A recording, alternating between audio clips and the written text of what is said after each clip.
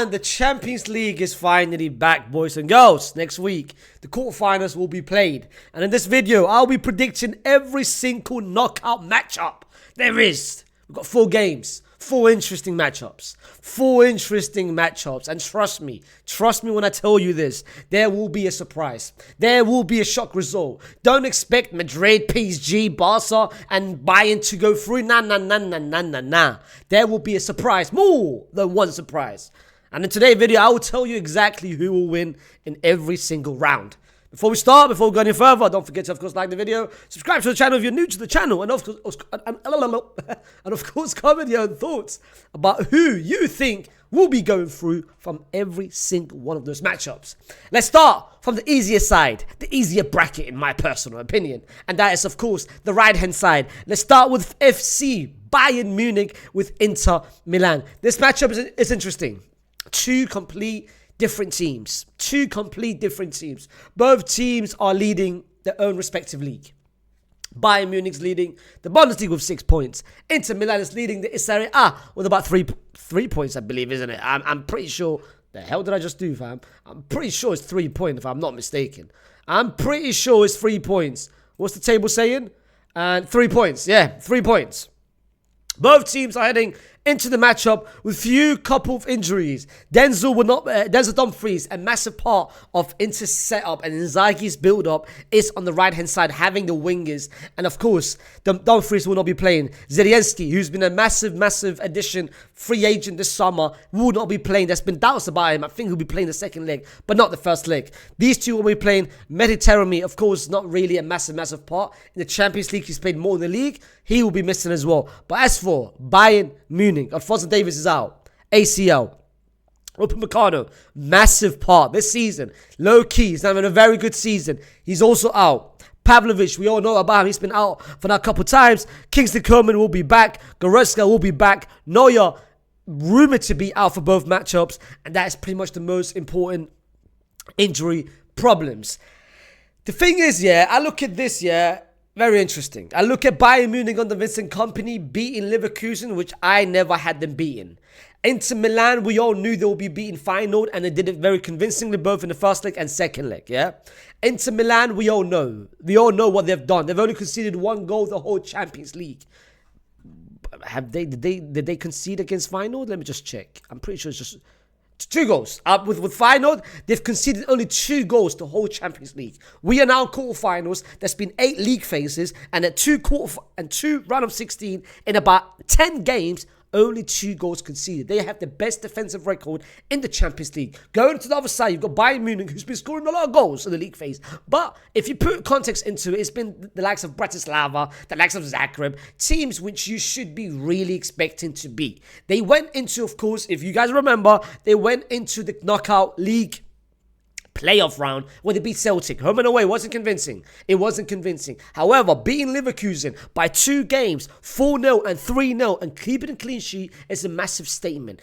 Vincent Kompany, over the past 2 months, have now built and designed the actual system that he wants to play. Earlier this season, we saw no identity. Now we're seeing something from Vincent Kompany, and it helps where players and are coming into form and actually performing very well. Harry Kane, he's been consistent. Jamal Musiala recently has been very good, but one person who's been overlooked, who's been not getting a lot of praise, a lot of flowers in the public media, everywhere, is, of course, Joshua Kimmich. For me, one of the best players, one of the best defensive midfielders, especially how he's been used this time around. I've always been not really a hater. I've always been like someone who has been saying, listen, Kimmich, midfield will never work, bro. Just stay in the right back, my brother. Put the midfield in the back. This season, he's proven me wrong. The partnership with Goretzka, that's the reason why the 55 million summer signing in Palinha, he hasn't been playing. Because these two has played very well. Of course, Pavlovic was there as well before he got injured. But listen,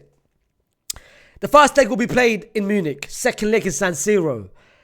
I'm going to be so real, I feel like Inter's setup and Inzaghi's setup, this is a very interesting matchup. And I think in terms of profiles, in terms of player profiles, and in terms of the way I feel like Inter will defend, and the way I feel like they will be attacking the hell out of the wing backs. Because no Alphonso Davies, bear in mind, no Alphonso Davies. And if you put Lima if you put in Lima, and when on DeMarco's side, that's going to be barbecue chicken. With no Upamecano. Upamecano's miss is massive, by the way.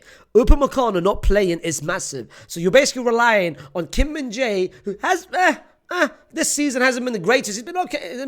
And who? Eric Dyer, fam. Eric Dyer, act. Nah. And with the way, I'm going to be real. I've got Inter Milan going through. And I've got them going through. I'm not going to say convincingly. I'm not going to say this is going to be an easy back-to-back wins, home and away. Nah. I think Inter Milan will go through. I think the first leg, they might, listen. They might maybe lose 1-0. I don't think they will lose. I think that they're going to go unbeaten in both legs. I think the first leg, I think they'll get a draw. And in the second leg, they'll finish it off in San Siro. I think Bayern's chances now of going through has ended just because of two massive losses in the back four. A team who hasn't been that convincing defensively. Bayern this season has been committing some easy mistakes, bro. Easy mistake defensively. And now if you take two of the main back four out, which is Alphonso Davies and Upamecano, long day for them. Long day. You're playing Guerrero and De Ligt. I think Guerrero and Eric Dyer. Ma'asalama, bro. It's a ma'asalama thing still. It's a ma'asalama thing. For that reason, I've got Inter going through, and Inter will progress to the semi-final. Then we have the other matchup, and that is Barcelona against Dortmund. Barcelona getting an easy matchup. Easy draw.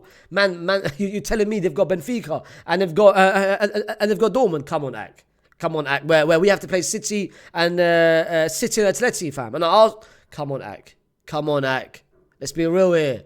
Let's be real, bro. What kind of easy, fraudulent pathway is this, bro? But listen, it is what it is. They've got Bayern Munich, the same team who progressed to the final last season. The same team who shocked the whole world last season, to be fair. They beat PSG last season. They beat... Who else did they beat, fam, last season? It was PSG. I think they beat... If I'm not mistaken, I think they beat... they beat Sporting... I don't care, bro. I don't care who the hell they beat last season. Listen. Now, back to back. If you guys remember, they played in December. At home at Signal Iduna Park. Dortmund was 2-1 up. And in the last pretty much 5-10 minutes, Ferran Torres scoring 2 late goals to make it 3-2 to Barcelona. Now, the first leg for me is massive. The first leg is being played at Nou Camp, at home to Barcelona. A ground where Barcelona has been picking up easy points. A ground where the last couple month and a half, Barcelona has been beating teams left, right, centre with 3 or 4 goals. Dortmund is a team who, surprisingly, not necessarily surprisingly, but they do well in the Champions League despite not having a great league campaign. But Barcelona is just too strong. Barcelona at the moment, they haven't lost a single game in 2025. The only team in the whole of Europe who hasn't lost a single game in 2025. And I don't expect it to pretty much happen again. I don't expect Barcelona to lose these two games. Nothing. This one, there's no point taking any time, bro, on this one. Let's be real, yeah? This is so predictable. This is so expected. This will be an absolute shock. If Dortmund managed to go through. It would never happen. I don't think Barca will let it happen. But for me, it's going to be a 3-4-1 win here. And the second leg, a 2-1, 2-0 lead. Where Dortmund know they have to attack. They will leave a lot of space in the back. The likes of Lamine, the likes of Rafinha will expose that massively. This one, let's be real, Barca to go through. So now we've got one semi-final confirmed. And that is Barcelona against Inter Milan. Barca against Inter in the semi-final. Let's take it now to the other side. Let's take us to the difficult bracket. I repeat, the difficult bracket. Let's start with Arsenal, Real Madrid. And let me just make one thing clear. I am not going to be previewing this game right now. I have got a video coming out on Monday with a special guest. It's myself and someone, well... Let me give you a hint on who's going to be previewing. It's going to be myself and someone else. And let me just tell you one thing right now, yeah? This person has got his face on the stadium. He's got his face on the stadium. Now, hey, so trust me. He might be one of the biggest Arsenal fans. For me, he is the biggest Arsenal fans I know. I've known this person for a long time. Hey, this is going to be an interesting preview. Stay tuned. It's out on Monday. Let's move on to the second one, and that is Paris Saint-Germain and Aston Villa. And you know how early in this video I said that's going to be a couple surprises. Let me tell you one thing right now. This wasn't a surprise. I'm not going to reveal who my prediction is, but I think everyone knows. This one, on paper, Bayern Munich is favourites. On paper, Bayern Munich is favourites. I've got Inter going through. This, by the way, is one of the most upsided matchups I think I've seen. Everyone and their mothers and aunties and uncles expect PSG to go through. How about I tell you one thing right now? PSG have been knocked out. How about I tell you one thing right now? That Aston Villa will be going through to the semi-finals. That Unai Emery will get revenge on his former team. That Paris Saint-Germain, the little fairy tale, the great run, the Dembouz and Doué and Barcola and Kivic and Enrique and Neves and Vincent, this little fairy tale and this little, everyone has been saying the best team, the most entertaining, yeah, it's all cute. Yeah, it's getting done, bro. This, Aston Villa will knock them out. You might be wondering what the hell I'm talking about. I'm going to tell you one thing right now, yeah? Paris Saint-Germain against Liverpool was incredible. Both legs, home and away. Yes, they lost the first leg at home. But second leg, they beat them, went to penalties. Great. They won. I think one thing which I'm seeing from a lot of people, they're forgetting one massive part. The way people are describing that matchup and the way people are describing the fact that they beat Liverpool, they think PSG beat them by 5 or 6 or 7-0. In reality, they lost the first leg. They lost the first leg. In reality, they could have conceded a goal in the second leg of the second half of the second leg at Anfield if it wasn't for Donnarumma in defense. In reality, that game went to penalties 50-50, bro. So PSG, they went through by penalties. They were better in both games, but they went through by penalties. Okay, that is something to bear in mind. Because the way people are making it seem they destroyed Liverpool, yes, they did. But they could have literally been eliminated.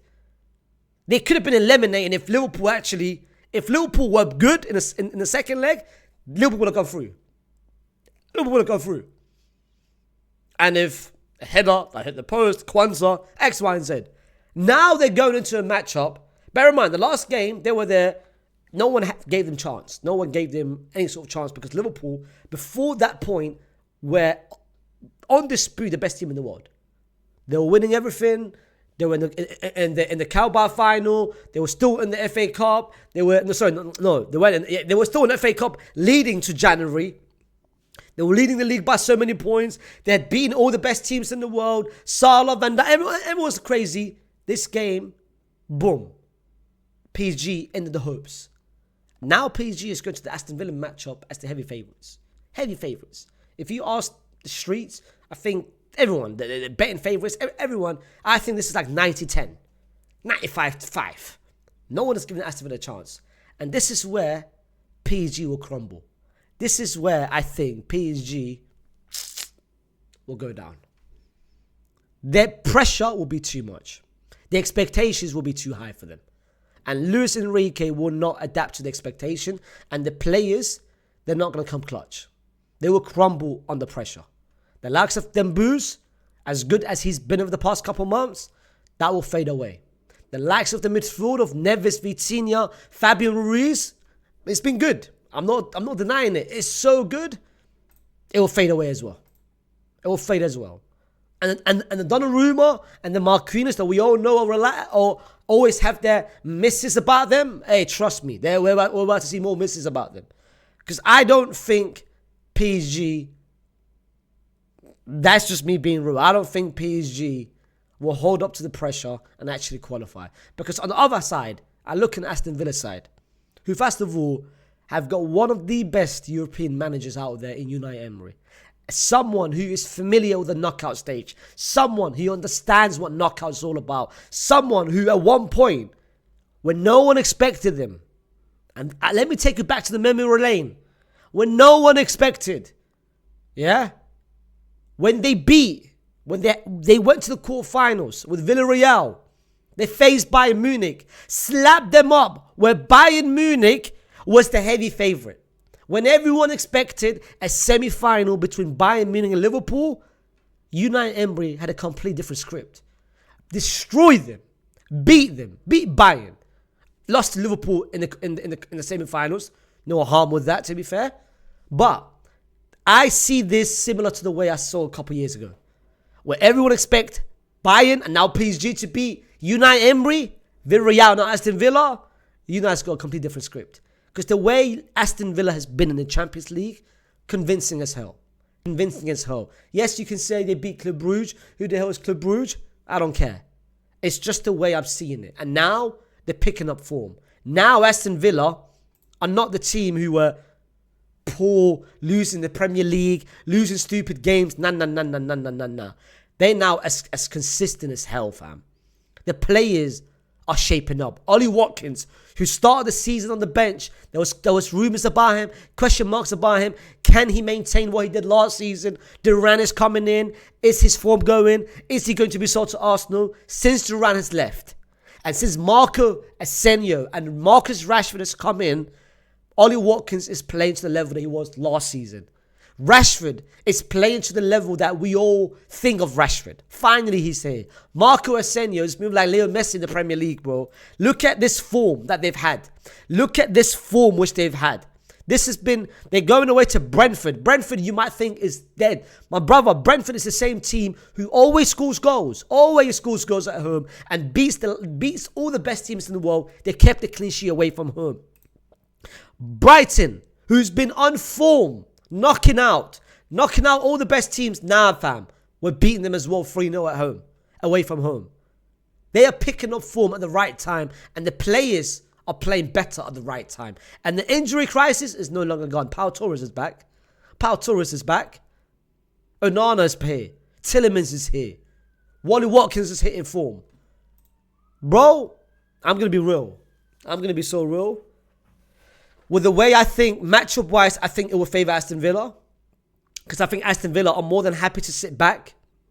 More than happy to stay structured and in unity in the back four. And they will hit them in counter.